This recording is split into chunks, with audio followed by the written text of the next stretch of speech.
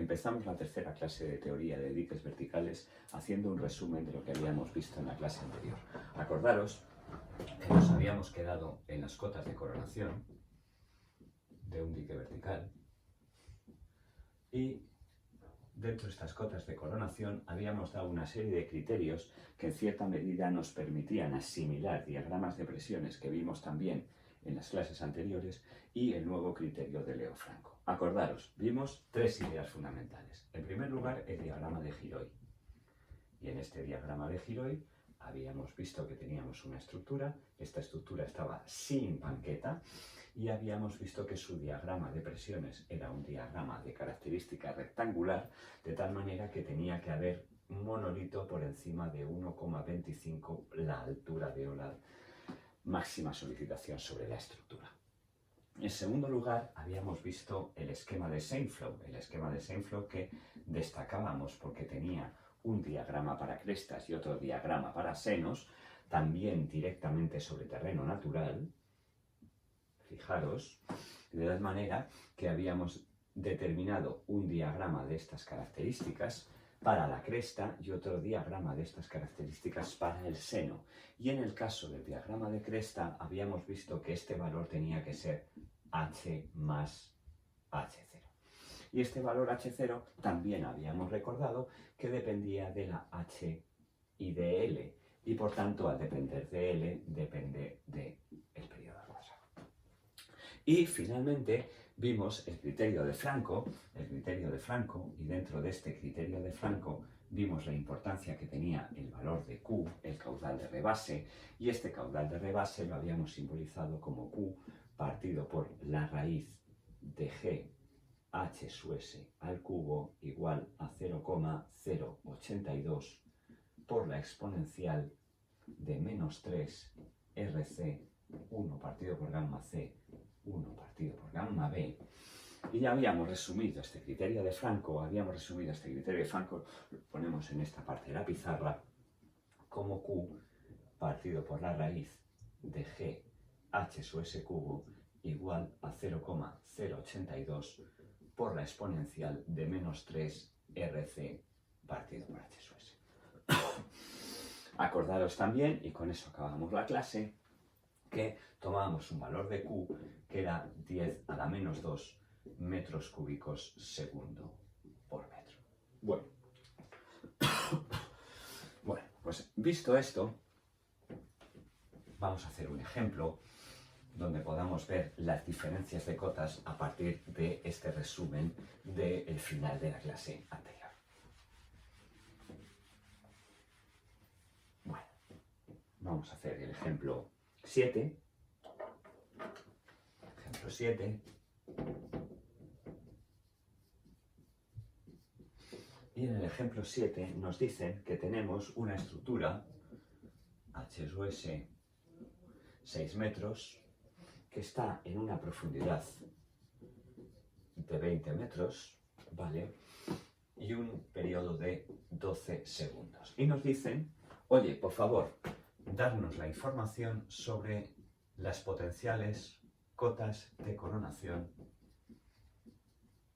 de este dique vertical. Bueno, ya tenemos el enunciado de este ejemplo, borramos porque ya sabemos lo que nos piden y siempre os lo hemos dicho en clase, cuando tengáis en mecánica de ondas H y T, siempre vamos a hacer lo mismo, Vamos a calcular L0, longitud de onda en profundidades indefinidas, y vamos a calcular L, la longitud de onda a pie de la estructura, en este caso 20 metros. Y luego vamos a comprobar el dominio de la mecánica de ondas que nos corresponde para ver si la hipótesis que hemos hecho es o no es correcta. ¿Cuánto vale L0? L0 vale gt cuadrado partido por 2pi. ¿Y cuánto vale L? Pues L vale gt cuadrado partido por 2pi, tangente hiperbólica de 2πh partido por L. ¿Dónde? Siempre y cuando estemos en 1 partido por 25 menor que h partido por L menor que 1 medio, o en 1 partido por 20 menor que h partido por L menor que 1 medio, porque veréis criterios diferentes en cuanto a la mecánica de ondas. Aplicamos entonces lo que nos dice el enunciado. Tenemos L sub 0, que será gt cuadrado partido por 2pi, luego será 9,81 por 12 al cuadrado partido por 2pi, que son 224,64 metros, y luego aplicaríamos L, que es gt cuadrado partido por 2pi, tangente hiperbólica de 2πh partido por L, observar que es una ecuación que tiene la solución dentro de la misma ecuación, es una ecuación trascendente, luego sería 224,64, tangente hiperbólica de 2 por pi por 20 partido por L, resolvemos por tanteos o mediante el solver y nos dará que L es aproximadamente 152 metros. Fenomenal. Ya tenemos las dos condicionantes fundamentales para poder realizar el problema. Antes de terminar y pasar a las cotas de coronación, lo que vamos a hacer es una idea muy sencillita. Oye, ¿cuánto vale 20 partido por 152? Evidentemente, 20 partido por 152 es menor que 1 medio y 20 partido por 152 es mayor que 1 partido por 25. Luego, entonces, la expresión que hemos utilizado aquí de teoría lineal es perfectamente correcta. Fenomenal. Hecho esto, ya estamos en disposición de resolver las dudas que nos pide el ejemplo.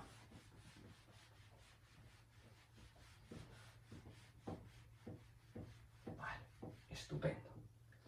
Vamos a aplicar entonces el criterio de Giroi. Nos ha salido una O en vez de una I. Vamos a aplicar el criterio de Giroi y con este criterio de Giroi vamos a tener que si h sub s es igual a 6 metros, vamos a suponer que la máxima solicitación sobre la estructura sería H1,250, que sería 1,8 por 6, y 1,8 por 6 nos sale 10,80 metros. Como tenemos que tener diagrama cota del monolito por encima de 1,25 máxima solicitación sobre la estructura, tendríamos 1,25 por 10,80 y 1,25 por 10,80 nos saldrá más 13,50 metros. Vamos a utilizar la parte de la esquina de la pizarra como lo hemos hecho ya otras veces y veremos que aquí Giroi, lo apuntamos, Giroi nos sale más 13,50 metros. ¿Vale? Borramos de nuevo. Hacemos una pequeña separación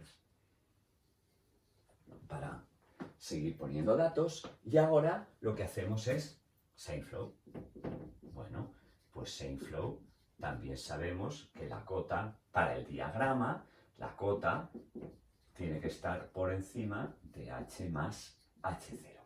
Vamos a suponer que H es la máxima solicitación sobre la estructura y por tanto será 10,80. ¿Y cuánto vale H0? Pues H0, acordaros, valía pi por H cuadrado partido por L, cotangente hiperbólica de 2πh partido por L. Lo tenemos todo.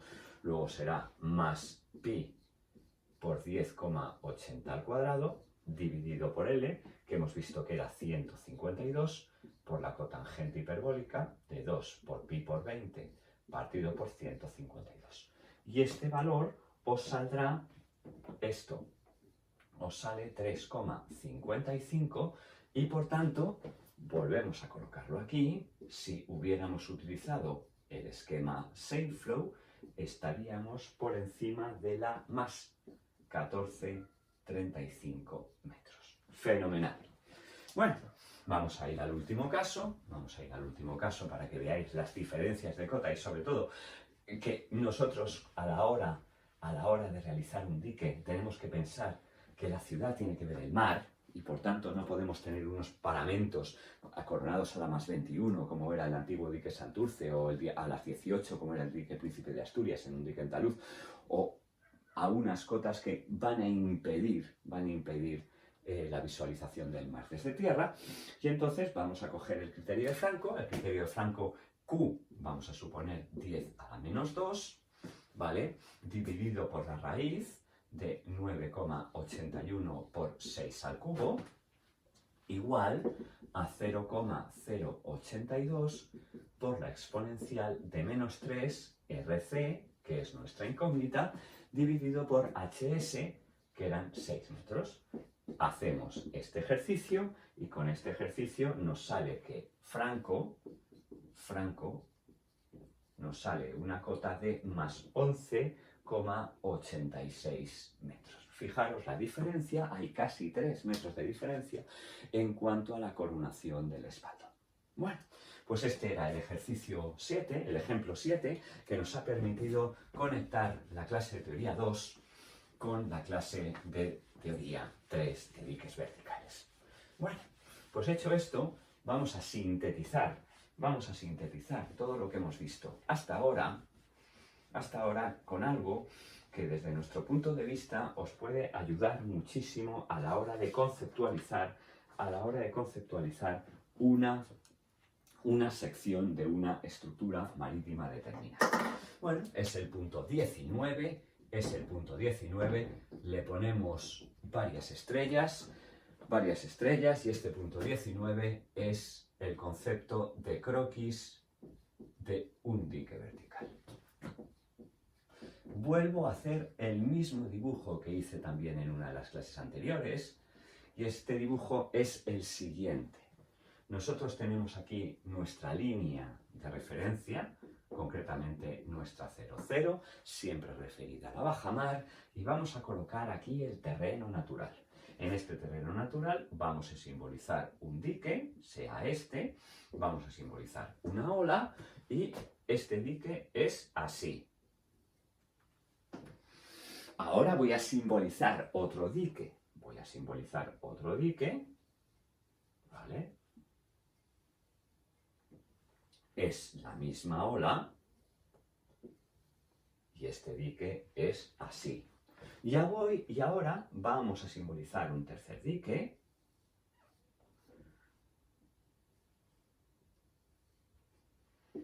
Es la misma ola. ¿Vale? Es la misma ola. ¿Y cuál es la idea de este croquis de dique vertical? La idea de este croquis de dique vertical es que tengamos una idea de geometría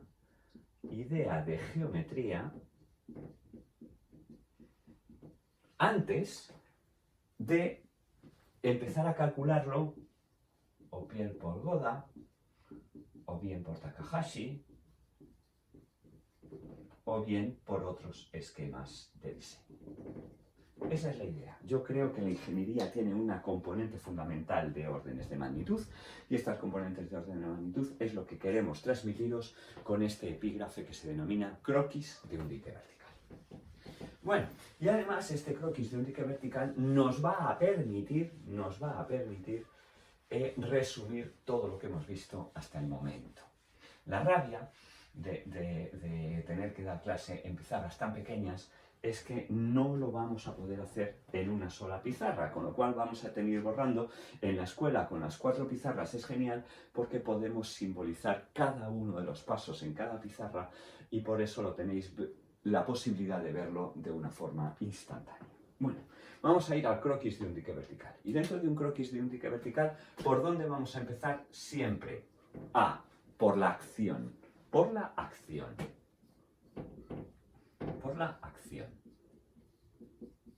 ¿Vale? Y esta acción, a lo largo de las clases, hemos visto que nos la podemos encontrar de varias formas. Primera forma. Si tenemos el criterio de Goda, sabemos que la solicitación es H1,250, que es 1,80 por H1/3 referido a S2. Por tanto, estamos hablando de una probabilidad de fallo de 0,10. Se podía dar el caso que estuviéramos hablando de Longuet-Higgins y supiéramos el concepto de ola activa. Y al conocer el concepto de ola activa, tengamos la relación de esta H máxima de n Y con esta h máxima de n podríamos utilizar el concepto de h sub s partido por la raíz de 2, que multiplica a la raíz del neperiano de n más 0,2886 partido por la raíz del neperiano de n. Haciendo un inciso, veréis que hay normativa, entre ellas la eólica marina, donde la DNV os está diciendo, oye, tomar un h máxima que es 2 veces la h un tercio. Por poner un ejemplo. Aquí estamos tomando Goda o estamos tomando Longue-Higgins. Y en tercer lugar, imaginamos que tenéis una distribución de probabilidad y en esta distribución de probabilidad lo que tenéis es una probabilidad de h que es igual a e a la menos 2 h partido por h sub s elevado al cuadrado. Este sería nuestro primer punto del croquis del dique vertical. Saber cuál es la acción. ¿Cuál es el segundo punto del croquis del dique vertical? B. El criterio de Iribarren. ¿Vale? Y el criterio de Iribarren tiene también dos elementos esenciales. Uno, voy a hacer un dibujito en esta parte de la pizarra para que no se os olvide la geometría. Esto sería nuestra h y esto sería nuestra h sub s. ¿Vale? Y en el dibujo que estoy haciendo, esta es nuestra h', que es igual a d, y esto es h sub b. En el dibujo que estoy haciendo. ¿Vale? Luego, entonces, en Iribarren tenemos dos condicionantes. Primer condicionante, h igual a h sub s mayor o igual que 2h máxima. Y d, estamos en el entorno de 1,50 por h máxima. ¿Correcto? Bueno, ya tenemos los dos primeros pasos del croquis del dique vertical. A y B. Fenomenal. Vamos, tenemos que borrar, es la rabia. Tenemos que borrar. Vamos al tercer paso.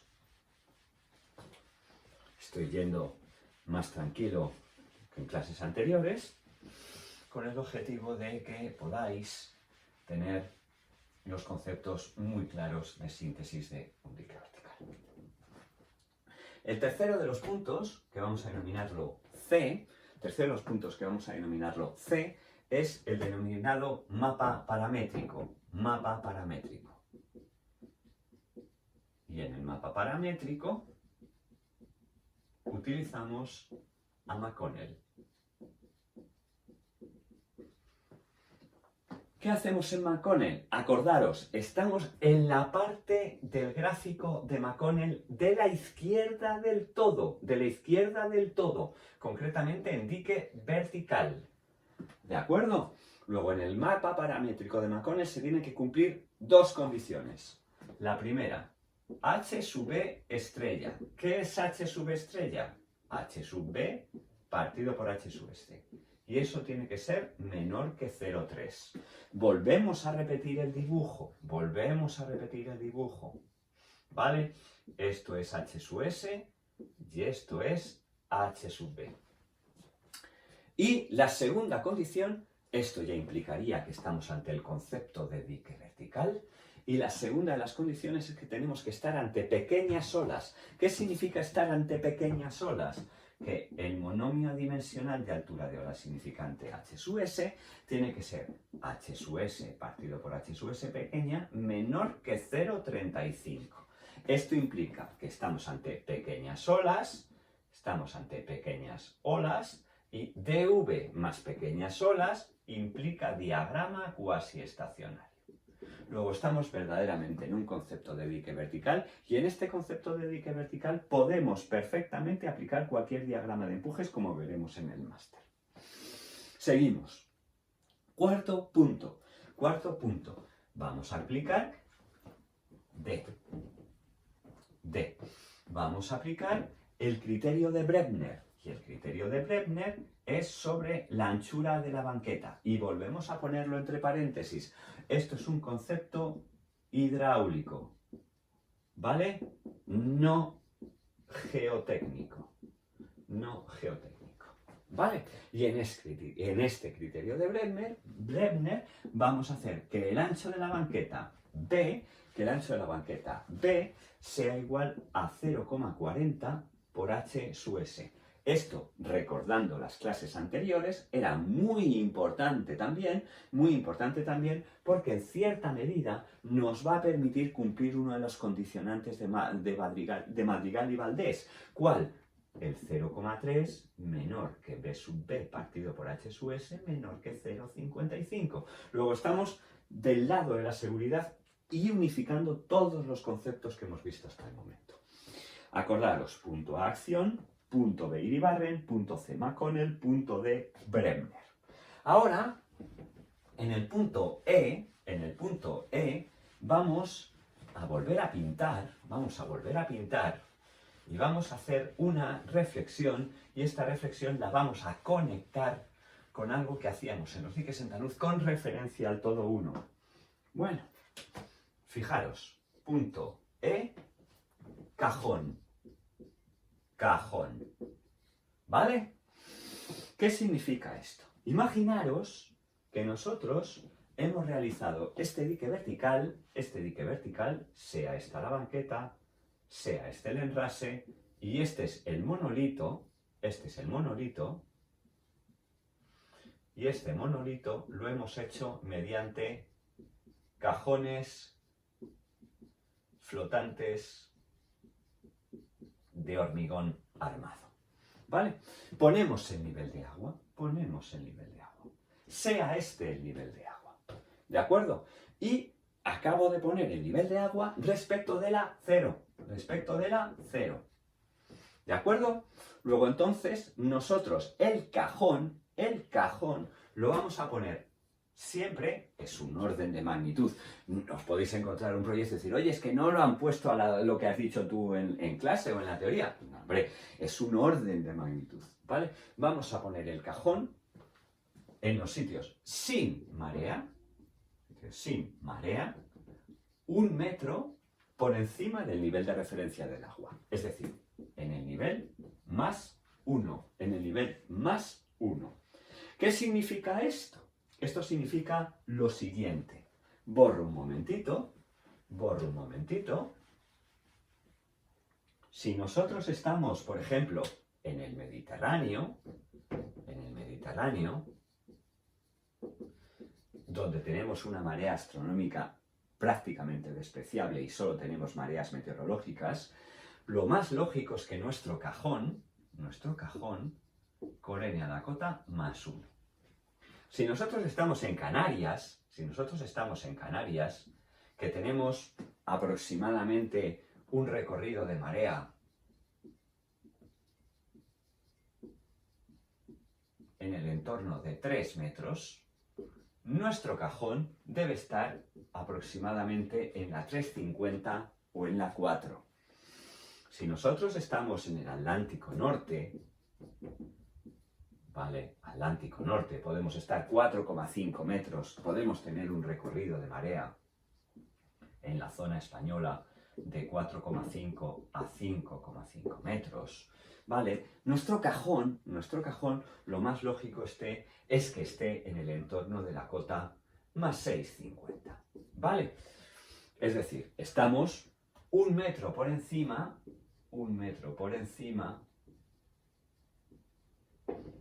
del nivel de referencia del mar, ¿vale? Fundamental, esto es una gran reflexión. Y antes de seguir, os voy a pintar un cajón, porque esto muchas veces no lo tenéis presente. Este es el cajón, y lo he puesto cajón flotante. Esto es lo que vamos a llamar calado, ¿vale?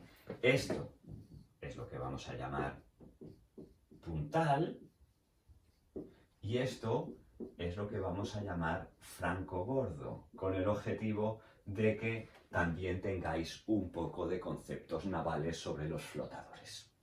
¡Fenomenal!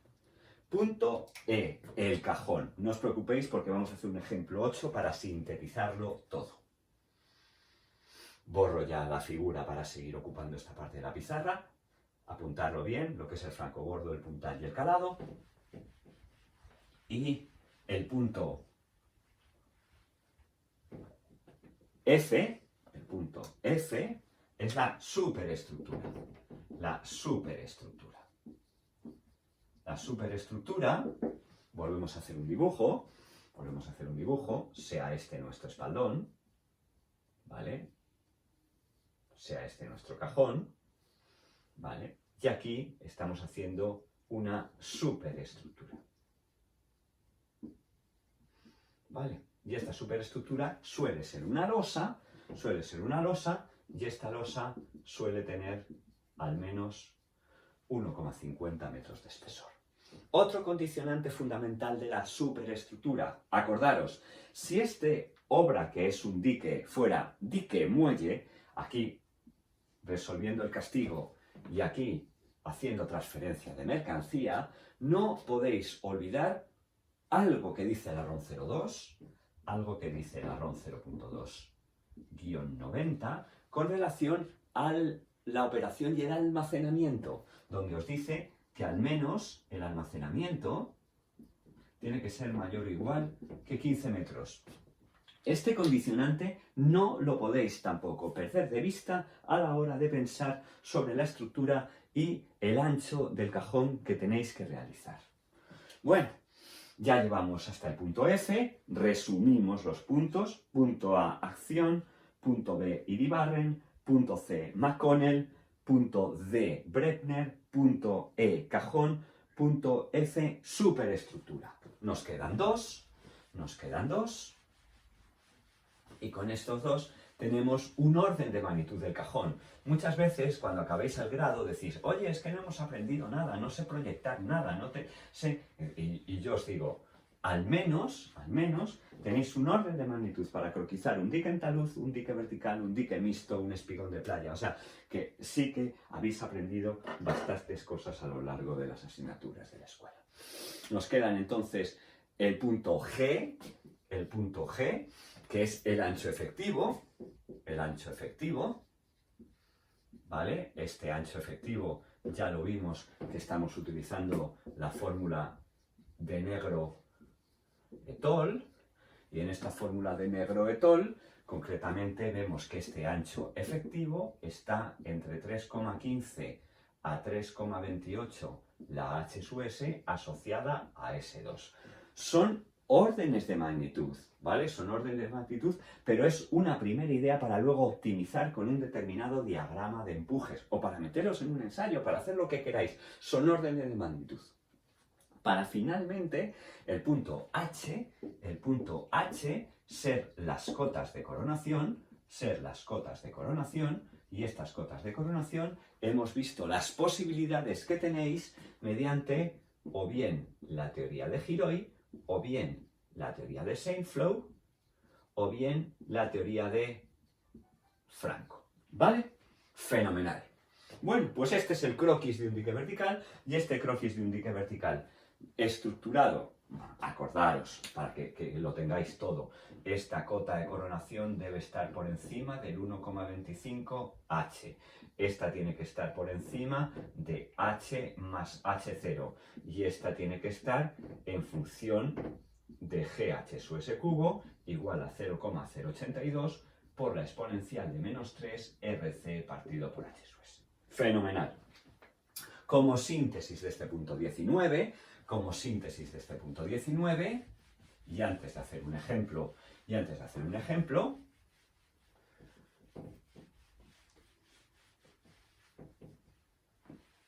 borramos como síntesis de este punto 19, A, acción, B, Iribarren, C, McConnell, D, Brebner, E, cota de cajón, nivel del mar, F, superestructura, G, negro de Thor, y H, cota de coronación. Yo creo que con estos esquemas tenéis un primer orden de magnitud para calcular cómo se puede analizar un primer esquema de un dique vertical. Bueno, fenomenal.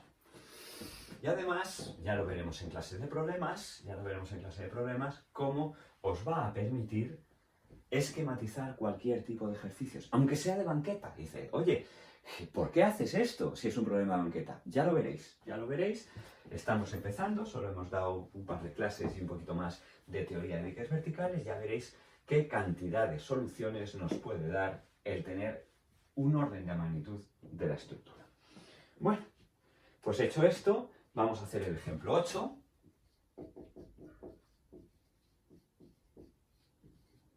¿Vale? Y el ejemplo 8 nos dice que hagamos un croquis de un dique vertical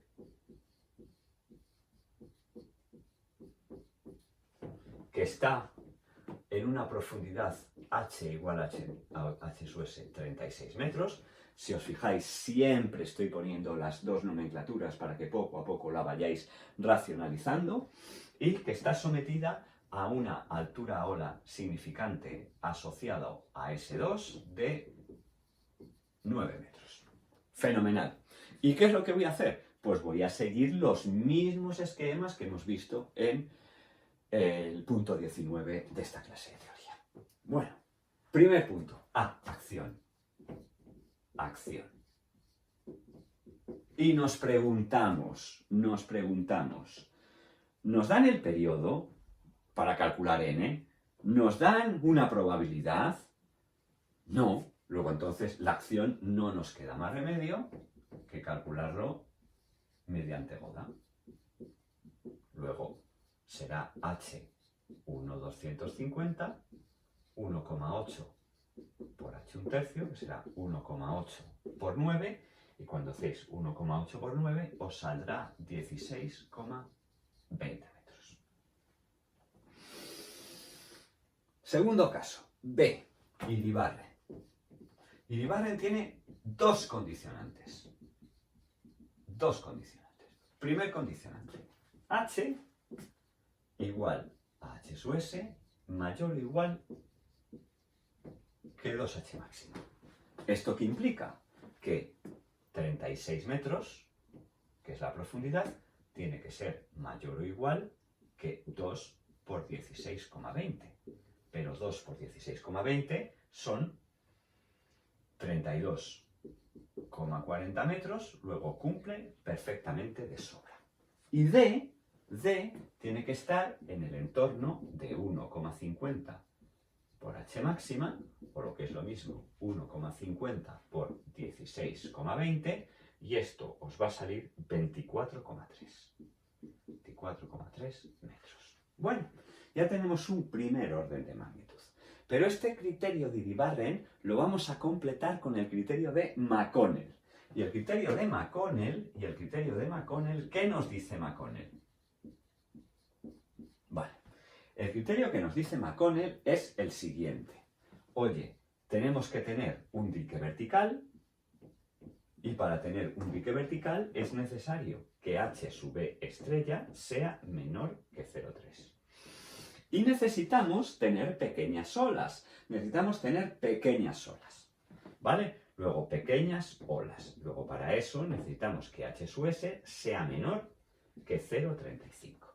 Yo cada vez que diseño diques verticales, fundamentalmente necesito un input que es el barco, porque tengo que plantear una solución en función de las características geométricas del barco y los coeficientes H1 y H3 que me dan la ROM 3.1 y que me dan la ROM 2.0, pero generalmente cuando diseño un dique vertical, esta condición la propongo, no la busco, sino la propongo.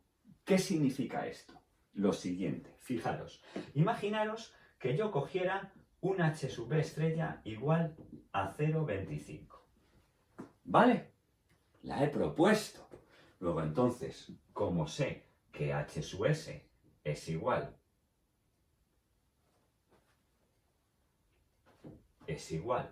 a 36 metros, lo único que estoy haciendo es que h sub b sea 0,25 por 36. ¿Vale? Y cuando hacéis este 0,25 por 36, os sale 9. Os sale 9 metros. Fenomenal. Fenomenal. ¿Vale? Pero es que, en este caso, esto era un orden de magnitud. Más o menos podemos compararlo con el criterio de Iribarren. Pero si yo cojo un h sub b de 9 metros y aplico McConnell, será h sub b estrella igual a h sub b partido por h sub s, 9 partido por 36, igual a 0,25 menor que 0,3. Cumple, lógico, porque la he propuesto yo. Lo he hecho inicialmente antes de resolver cualquier tema del dique vertical. Y h sub s estrella será igual a 9 partido por 36, que por supuesto también es menor que 0,35. Luego estoy cumpliendo perfectamente el criterio de McConnell, ¿vale? Fenomenal, fenomenal, fenomenal, porque lo voy a apuntar, ya no sé dónde apuntarlo porque está todo lleno de números, pero lo voy a borrar un poco, voy a dejar la parte de la pizarra de la derecha ligeramente limpia para ir apuntando resultados,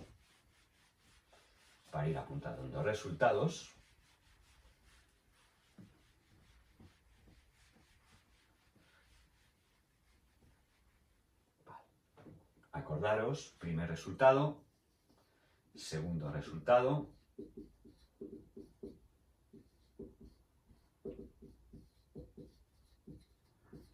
tercer resultado,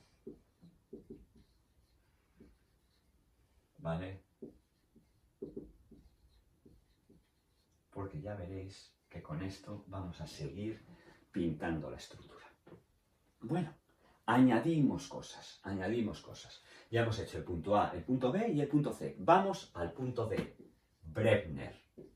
Y el punto B, Brebner, nos está diciendo, oye, el ancho de la banqueta es 0,4 por h sub s.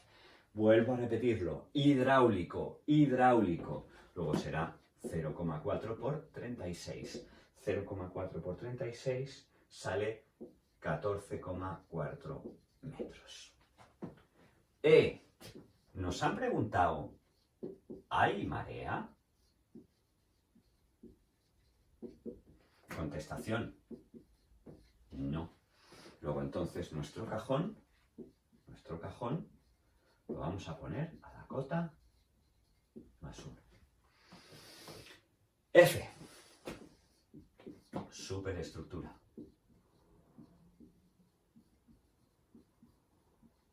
Lo hemos dicho antes. ¿Qué vamos a hacer? Una losa. ¿Vale? ¿Esta losa de cuánto? De 1,50 metros.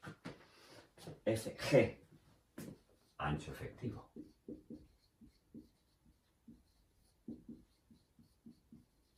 Vamos a poner aquí que B es aproximadamente 14 metros. Ancho efectivo. A, estamos entre 3,15 a 3,28 h sub s asociado a S2. Luego será 3,15 por 9, 3,28 por 9, y estos resultados os saldrán 28,35 y 29,52. Luego estamos en el ancho de un cajón aproximadamente en 29 metros. ¿Vale? Luego ya será el equipo, será el dique flotante, será lo que queráis, el que ajustará la estructura. ¿Vale? Y finalmente el punto H, que es la cota de coronación, y en este punto H, que es la cota de coronación, voy a coger un criterio el más sencillo posible para acabar cuanto antes, que es el de Giraud, que sería 1,25 por la máxima solicitación sobre la estructura, que sería 1,25 por 16,2, y esto saldrá más 20,25 metros. Bueno, dice, vale, ¿y esto cómo lo hago? Bueno, pues esto lo voy a hacer de la siguiente manera. Voy a borrarlo todo, Esto lo bonito es que cojáis el CAD o cogéis un papel milimetrado o lo que os dé la gana, evidentemente, o a mano alzada. Pintar a mano alzada también es una preciosidad. Y vamos a hacer lo siguiente, ¿vale? Vamos a pintar, hoy no hemos utilizado todavía el rojo, ¿vale? Esta va a ser nuestro 0. Esto va a ser menos 36, ¿vale? Y vamos a suponer, ¿vale?, que esta es nuestra cota más 20, 25. Fenomenal. Y ahora nos va a salir un dibujo del Barcelona. ¿Qué le vamos a hacer? Ahora entre rojo y azul. Pero bueno, vamos a pintar la banqueta. O sea, esta es nuestra banqueta.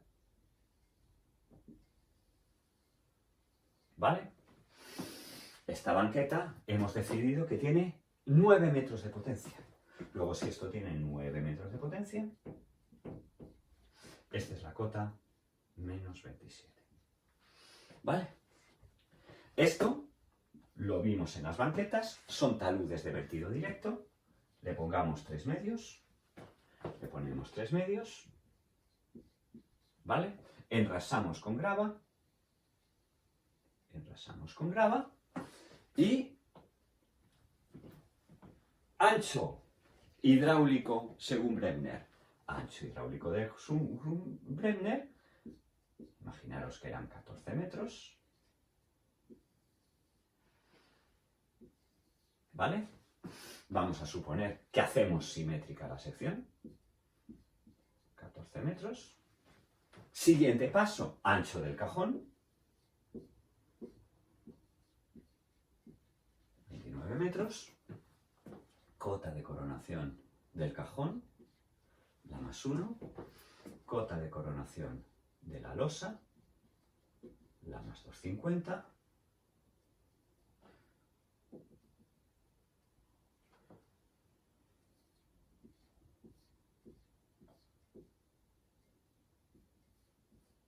Y aquí tenéis vuestro espaldón coronado a la cota más 20, 25. Y en este espaldón he intentado, por supuesto, resolver que al menos aquí tengamos mayor o igual que 15 metros, algo que va a ser posible porque tenemos 29 metros de cajón. Aquí tenéis el croquis de un dique vertical. ¿Por qué es tan importante el croquis de un dique vertical? Borro en un segundito y os lo dejo planteado para las clases siguientes.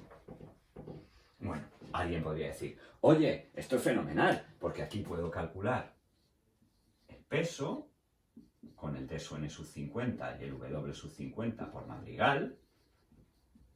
Puedo calcular el bloque de guarda por uso y esquema y tengo perfectamente croquizada el dique vertical con todas las 3 clases que hemos visto hasta el momento. ¿Y por qué esto es necesario desde mi punto de vista que lo sepáis? Algo tan sencillo como lo siguiente.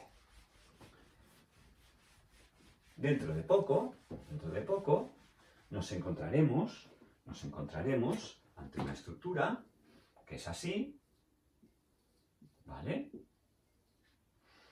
Que este es nuestro nivel de agua, esta es nuestra estructura, ¿vale? Y esta estructura, nosotros